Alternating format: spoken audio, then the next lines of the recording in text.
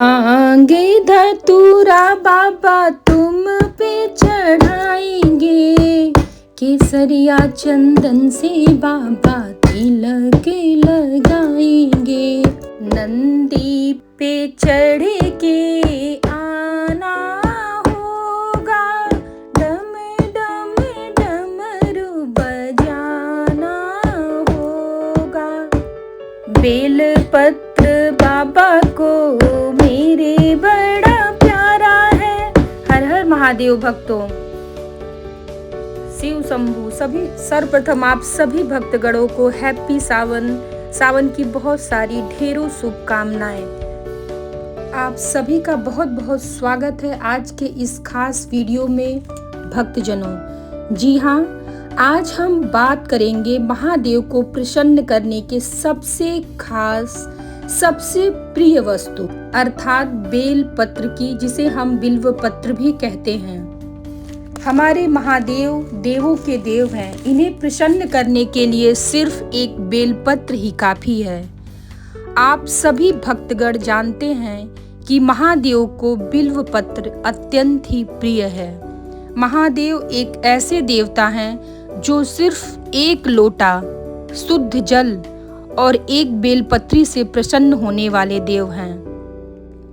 बेलपत्री की खासियत, इसकी अहमियत सभी भक्तगण जानते हैं कि यह महादेव को कितना प्रिय है। भांग, धतूरा, विभिन्न प्रकार के फूल, फल, मिष्ठान, ये सारी वस्तुएं एक तरफ और महादेव की एक बेलपत्री अर्पण करने का फल एक तरफ। तो आइए अब हम बात करते हैं उस खास जानकारी की, महादेव के प्रिय बेलपत्र की। दोस्तों, यह बेलपत्र जितनी आसानी से प्राप्त हो जाता है उतना ही प्रिय है ये महादेव को। किंतु आप इस वीडियो के माध्यम से जानेंगे कि महादेव के प्रिय बेलपत्र को तोड़ने के लिए किन किन बातों का ध्यान रखना चाहिए, ताकि हमारा पूजा पाठ महादेव स्वीकार करे और हमें उसका फल मिल सके। कहीं ऐसा ना हो कि हम गलत समय, गलत तिथि में बेलपत्र तोड़ के और महादेव को चढ़ाएं और हमारी पूजा भी व्यर्थ जाए। जी हाँ भक्तों, यह गूढ़ रहस्य है। यह हमारे वेद शास्त्रों में वर्णित है, यह शिव पुराण में वर्णित है। महादेव को बेलपत्र अत्यंत ही प्रिय है। इसे सिर्फ चंदन का कुछ टीका लगा के यदि आप चढ़ा देते हैं तो निश्चित तौर पर महादेव की प्रसन्नता आपको प्राप्त हो जाती है। सोमवार का व्रत हो, प्रदोष का व्रत हो, नाना प्रकार के व्रत महादेव की प्रसन्नता हेतु किए जाते हैं। विभिन्न प्रकार के पुष्प पत्र एक तरफ और महादेव को श्रद्धा से अर्पण किया सिर्फ एक बेलपत्र एक तरफ। तो चलिए भक्तों, आज हम जानते हैं कि हमें किन किन तिथियों को बेलपत्र नहीं तोड़ना चाहिए। तो इसमें सबसे पहली जो तिथि होती है, जो हमें ध्यान रखना होता है, वह तिथि होती है अमावस्या की तिथि। और इसके साथ जो दूसरी तिथि है वो पूर्णिमा है और तीसरी तिथि है संक्रांति। तो अमावस्या, पूर्णिमा और संक्रांति को नहीं तोड़ना चाहिए। इसके साथ ही किसी भी महीने की चतुर्थी तिथि, अष्टमी तिथि और नौमी तिथि को भी बेलपत्र तोड़ने के लिए वेद शास्त्रों में मनाही की गई है। इसके साथ जो सबसे खास तिथि को मनाही है वो है त्रयोदशी अर्थात प्रदोष, क्योंकि उस दिन व्रत रखा जाता है महादेव का। तो उस दिन भी बिल्वपत्र उतारने के लिए अर्थात तोड़ने के लिए मना किया गया है। प्रदोष व्रत के दिन तो भूल कर भी कभी बिल्वपत्र हमें तोड़ना नहीं चाहिए, ना ही उसके वृक्ष को किसी भी प्रकार का नुकसान पहुंचाना चाहिए, क्योंकि बिल्वपत्र में साक्षात महादेव का वास होता है। इसके साथ ही जो सबसे खास समय है वो है प्रदोष काल। कोई भी दिन हो, सायंकाल में, चाहे कोई भी दिन हो, महीने के 30 दिनों की तिथियों की यहाँ बात हो रही है। सायंकाल में जो प्रदोष काल होता है अर्थात सूर्यास्त के बाद महादेव का बिल्वपत्र तोड़ने की सख्त मनाही की गई है।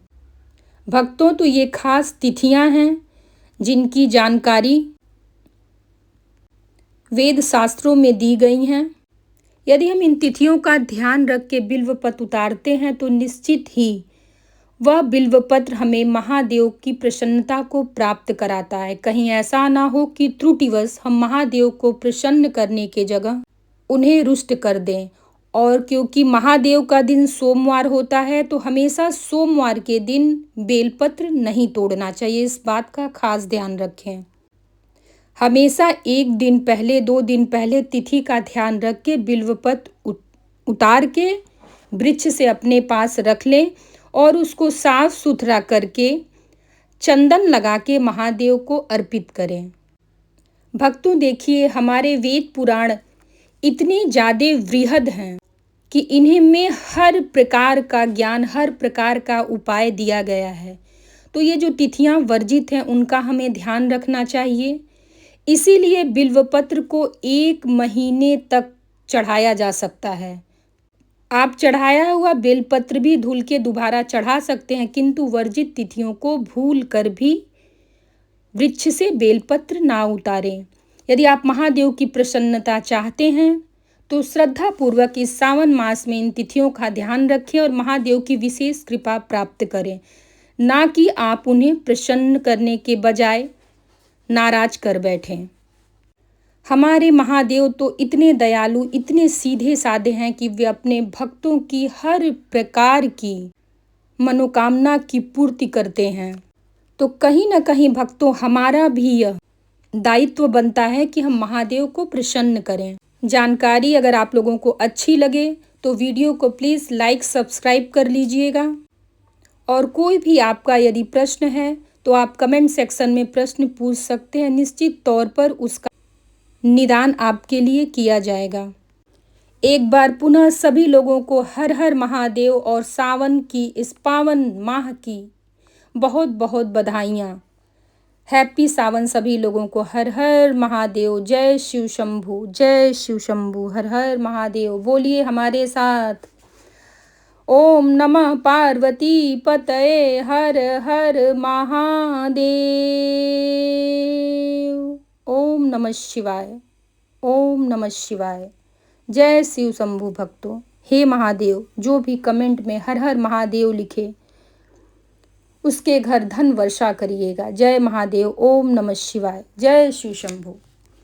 आप तो निराले बाबा, रूप भी निराले।